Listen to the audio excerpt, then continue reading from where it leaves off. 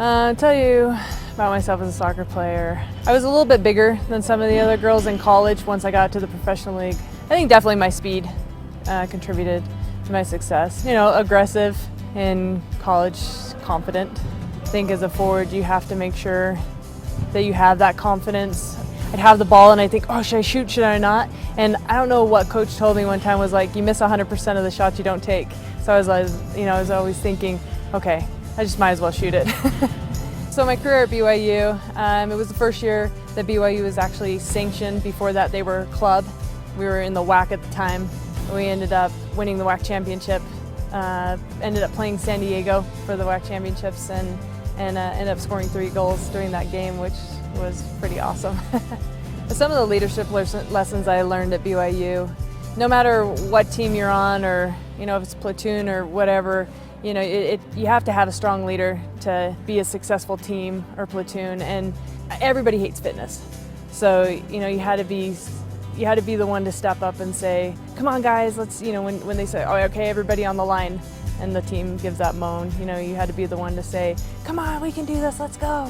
And 20 minutes left in a game and you're down a goal and you see some heads hanging, you have to be the one trying to get the team up, screaming, trying to get a midfielder on board to lift the team there and to the defense. And I think it takes a leader to keep the team up.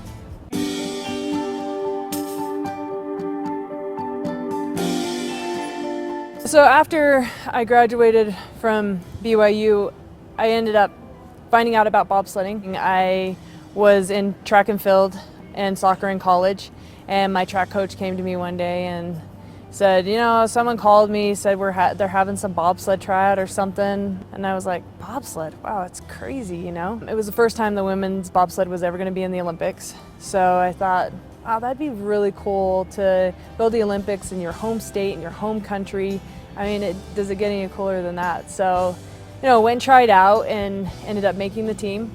Went on tour the first season as a brakeman and ended up, training all the way to the Olympics. Ended up making the team in 2006 for Torino and ended up winning a medal.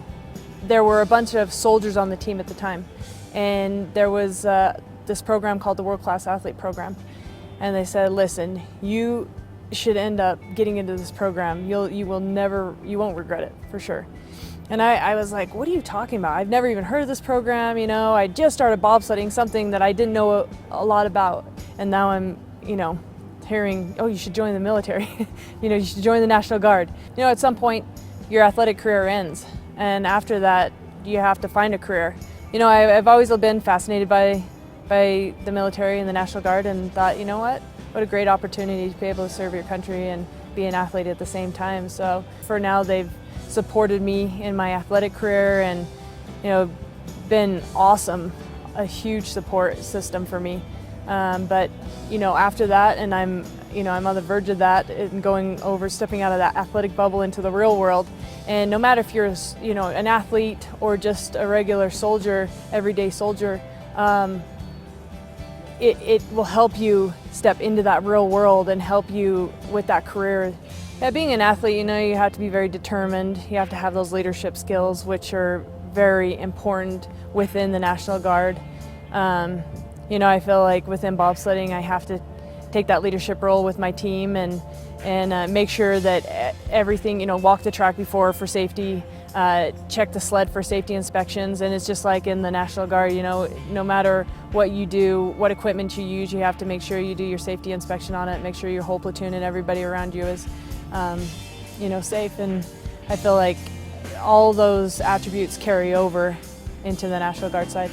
Being in the National Guard and being a professional athlete is a huge honor. It's an indescribable feeling knowing when you're walking in the opening ceremonies and knowing that the world is watching you and you're a soldier, and being able to stand on the Olympic podium and be able to have a ribbon draped around your neck. As an athlete and a soldier, it's an indescribable feeling. It's awesome that I've been able to be a professional athlete and an Olympic athlete and a soldier at the same time.